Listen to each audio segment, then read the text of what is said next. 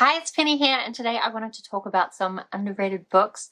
So what I've got here is in front of me, I've got my Goodreads read list. I actually have 1,225 books on this list, so that's quite a lot to choose from. And I've ordered it from lowest rated, like the average rating, which is like everybody's ratings averaged up. And then we're just going to go through from the lowest and see which books I think should be rated much higher. And hopefully that'll give me an excuse to talk about some really cool underrated books that maybe you haven't heard much about.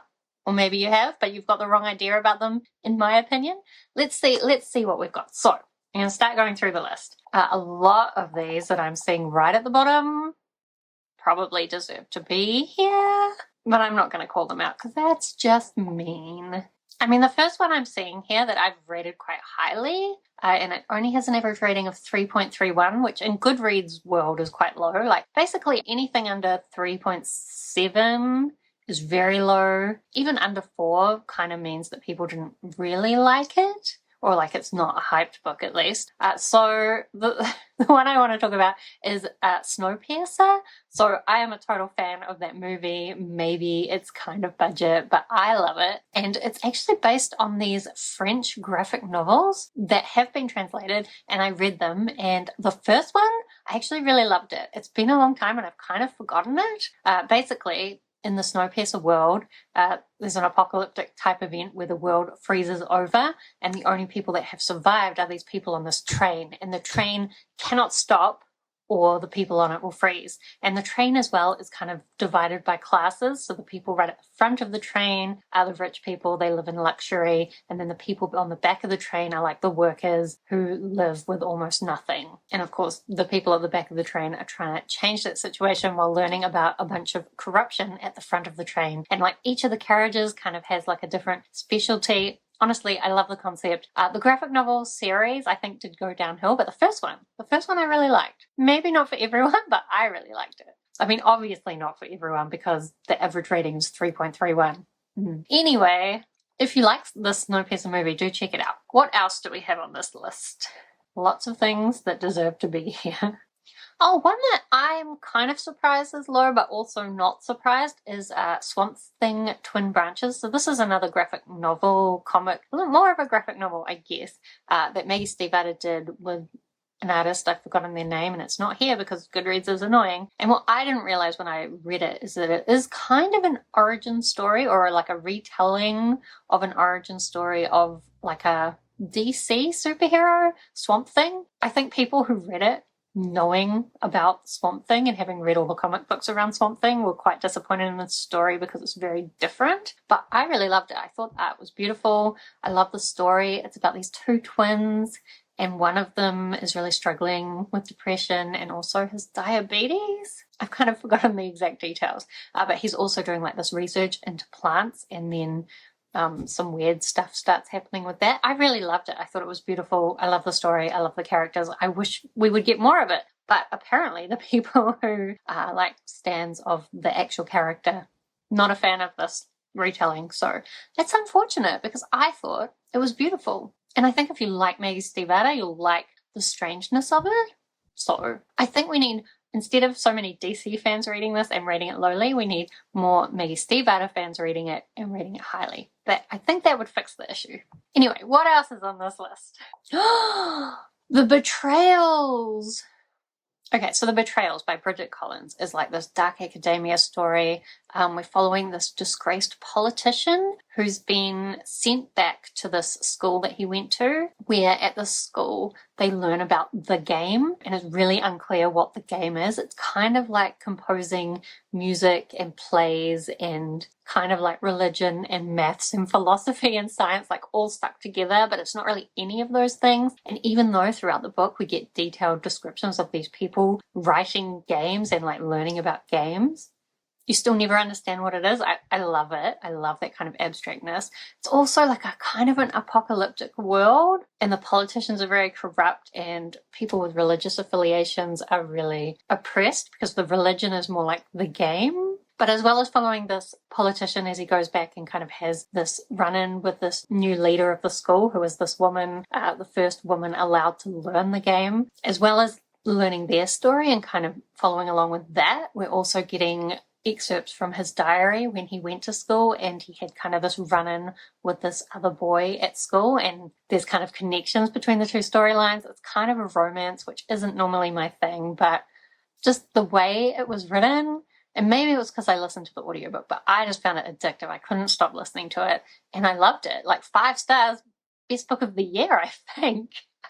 So the fact that it's only got an average rating of 3.51, I don't know. Why would that be? I am also surprised that Spell on Wheels Volume 2 is so lowly rated. So that's like a graphic novel comic series. I think it was more of a comic series about these witches. Volume 2, there was some really cool witchy stuff going on. And like, I really wanted that comic series to become a TV show. I thought it would have been amazing. The art maybe wasn't as good as the first volume, so maybe that's part of why it got rated lower by a lot of people. But I really like the story. I really like the characters. I thought it was great. I don't know. I just don't know why some of these would be so lowly rated. People like witches, right? And like really bright and colourful art. Why wouldn't you like that? I don't know. Oh yeah, I have seen this one not getting such great reviews, and I'm so confused by it. And Then I Woke Up by Malcolm Devlin. So this is like a zombie story, except that the people who are the zombies actually think that there is a zombie apocalypse happening. So basically what happens when you get this disease, you start seeing other people as zombies, and so then of course you will fight back against them and kill people. But actually, they're not the zombies, you are, because you're the one acting like a mindless monster.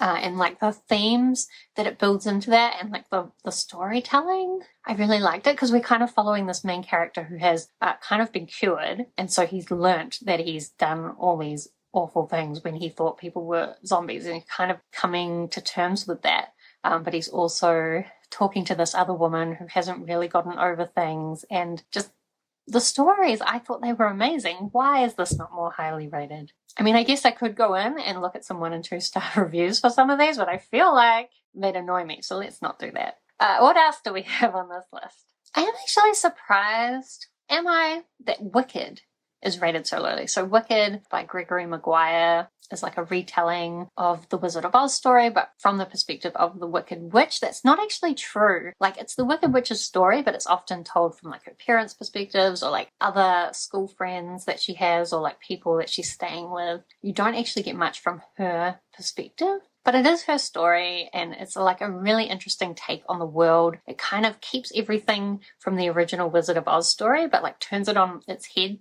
kind of makes it seem like Dorothy really had no idea what was going on. So even though her story is true, it's not the truth of what was happening. And there's like so much world building. It is very dark though. And I did recently go and see the Wicked musical. I think the problem is that a lot of people have gone and seen the musical and thought, wow, I really love that. I'll read the book.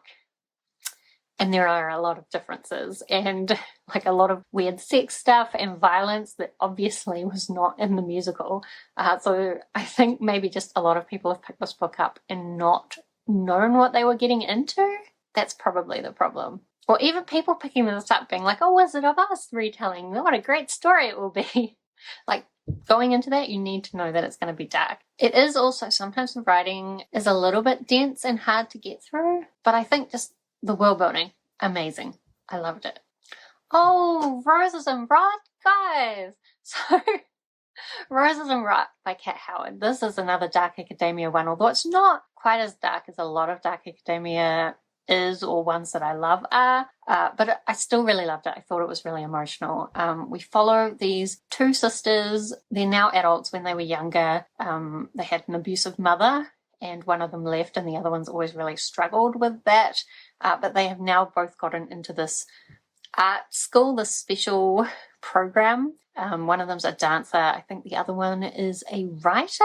And we're following the sisters as well as their 2 roommates as they try to succeed in this art program. But there's also this part where you're able to win a certain position and there are some negative aspects to winning that position, and so now both the sisters are kind of trying to win in order to protect their other sister from winning. But also, like, I think it just deals so well with like that obsessiveness of wanting to do well, which I think is an important element for dark academia books when I read them. Like the pressure, the obsessiveness, the competitiveness. Just, I think it expresses that so well, and like the emotional torment that these characters go through.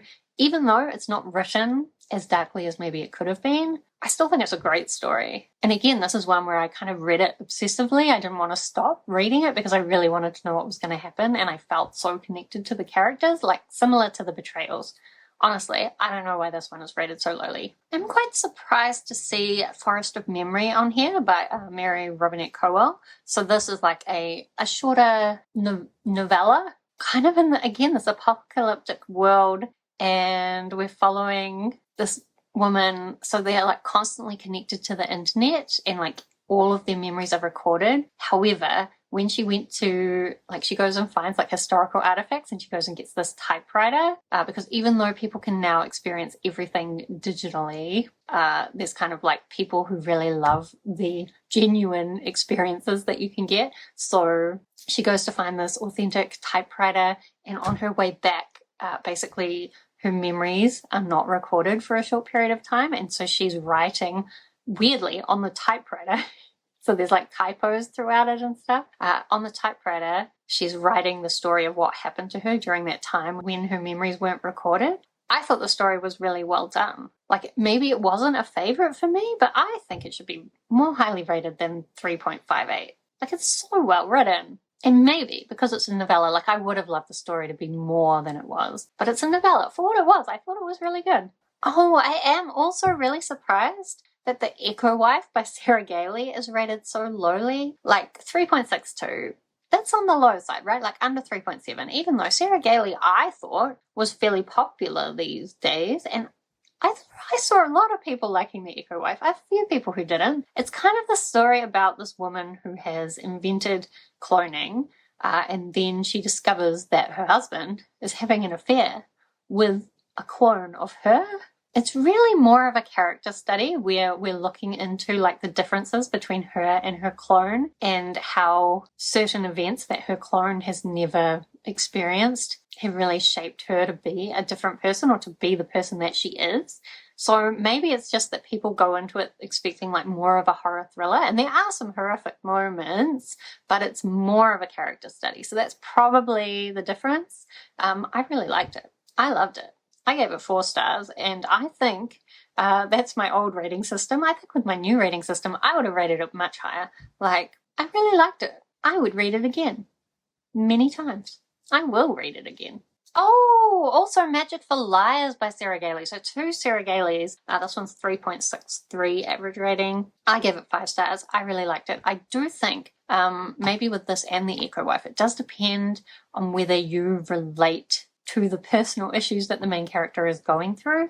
So in Magic for Liars, we've got a woman whose sister got into magic school and became a very successful magician, and she's always felt like she's missed out on a lot of things because she doesn't have this magical ability, and she is a private investigator. However, then a murder happens at the school that her sister teaches at, and the school asks her to help investigate the crime because they're like, well, since your sister is such a successful magician, you'll probably have more insight into the magical world than the regular police who are trying to investigate this crime. But actually, again, it's not really such a story about a magic school and a murder mystery. Like, that is an element, but a bigger part of the story is about this relationship between this woman and her sister. So I guess that's why these books are maybe more lowly rated, is that people go into them expecting a certain type of story, and then that's not the kind of story they are. However, if you like the kind of story that they are, then you would really like them. I think that's the problem. What else? We're getting to like ratings that aren't so terrible. But this one, I've got it within reach. Someone Like Me by Emma Carey. I love this. I think it's so hard because with this one, the thing that's actually going on, people who like that thing would love this book. However, you cannot talk about that thing without spoiling the book. So it's a problem. Basically, it's kind of a horror story. it is a horror story. There's very horrific moments. It's also kind of got some very fantastical elements. We're following this woman, and she's a victim of domestic abuse, and while her husband is abusing her, for a moment she feels like she loses control of herself. And as well, there's also another young girl that her son befriends, and she is really traumatized from like a kidnapping event that happened when she was younger, and kind of those two stories interconnect. I really wish I could talk about what this book is actually about, but I really love this. Like, I liked Emma Carey's previous stuff that go with All the Gifts and The Boy on the Bridge. Those two books are connected, and I haven't read anything else by him, but because of this book, I'm excited to read more stuff by him when I get time to read more series. Like, I love this. I don't know why it would have an average rating of 3.63. I honestly, no idea. I'm trying to decide when I should stop, because we're getting into ones where it's like almost a high rating, but some of these probably are hyped. Like, I can see here I've got The Apocalypse of Elena Mendoza. I haven't seen that many people talk about it. It's by Sean David Hutchinson, who I think is a fairly successful author, but not really in the groups that I run in. But the average rating is only 3.64, but I liked it. We're basically following this young woman who discovers that she randomly has the power to heal people, but she also starts having visions, and it's kind of, maybe people don't like it because it is a little bit religious-ish. Or maybe it's the opposite problem. Like, I'm not religious, so maybe the problem is that religious people don't like the way it deals with religion. But I think as well, like, these visions she started having are telling her that the end of the world is coming and she has to do something to stop it. But there's some really strange parts in it. I really loved it. I don't know why it would be so lowly rated. We also have an average rating of 3.63 Goodreads. I've ordered this by average rating. Why are you not in order? Anyway, The Atlas Paradox by Oliver Blake. Everyone loves the Atlas 6 series, don't they? I guess because it's been so hyped, some people would have started reading it and decided they didn't like it, and maybe some people read the Atlas Paradox and didn't think it was as good as the Atlas 6, which, debatably, I think it's worse in some ways and better in other ways. Maybe some people felt let down by it. It's not my favorite series, to be honest, so I don't know. I don't think I can argue it's underhyped. So maybe we need to stop going down the list since we're getting to that point. But let's just see what the next thing I think is underrated is. You know, I actually want to talk about Madigan's Quest by Margaret Mahy. It's only got an average rating of 3.66. This is like a classic New Zealand fantasy book for middle grade children. It's got time travel. It's set in an apocalypse. It's amazing. It's been a while since I read it. But like, the twists and turns are really great, and just the adventures they go on through this apocalyptic world. And also it's got a TV series adaptation, which was amazing, had really cool little pieces of like Maori language in there. I don't remember whether that was actually in the book. Anyway, watch the TV show, read the book. If you like middle grade stuff and you haven't read this, you're missing out. Although it's only got an average rating of 3.66, so maybe I'm the only one who thinks that. Maybe it's only for New Zealanders. I don't know. Oh no, I'm also finding more books. God's War, the first book of the Beldame Apocrypha series by Cameron Hurley, only got an average rating of 3.66. That series, I think a lot of people would really like it, or I would have thought they would. It's so great. It's like this badass, kind of a disaster assassin, and she is a bounty hunter, but she gets this crew together to do something. I've kind of forgotten the details. The world is very corrupt but very dark. There's also like bug-based science and some different religious stuff going on. Like, honestly, I really love that series. I want to reread it because I haven't read it in a while and I've forgotten. I hope I would like it on a reread. But like, why is the average rating so low? I actually want to look up the ratings for the rest of the series. Does it go up? Oh, it goes up significantly. Honestly, if you like dark sci-fi fantasy with assassins and like badass characters that are kind of disasters, this is the one. This is the one you're missing out on. Okay, so I am up to 3.7, which I think I said was kind of the point where, you know, things go into that low rating thing. So I'm just going to talk about one more, which is Sanctuary by Andy C. Buchanan. This is a New Zealand author. It's kind of a cozy fantasy about this found family of neurodivergent people who also live in this house with all these ghosts, and it really makes strong links between the needs of neurodivergent people and the needs of ghosts. There are some strange bits in there.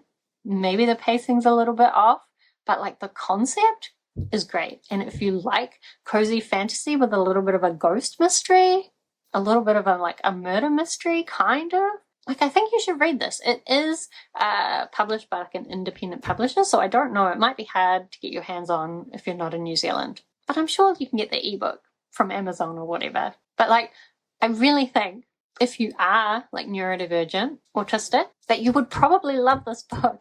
And I also think like just it's a really good book to read if you're not, in terms of helping you understand what. And of course, my camera stopped recording because I've been recording for too long. But I really think Sanctuary is really great to read if you're not neurodivergent, because I think it includes some really good explanations of like the needs of neurodivergent people and how to approach that. Honestly, read Sanctuary. It's really great. Maybe not perfect, but still really worth the read. Definitely underhyped. Maybe because it's a New Zealand author, but like, I think you're all missing out. Especially since cozy fantasy is such a big thing at the moment. You're definitely missing out. Anyway, I guess I don't know how many underhyped books I picked out there, but hopefully you found some that maybe you're interested in that you haven't heard about, or that you've heard bad things about, but maybe now you might reconsider. Let me know.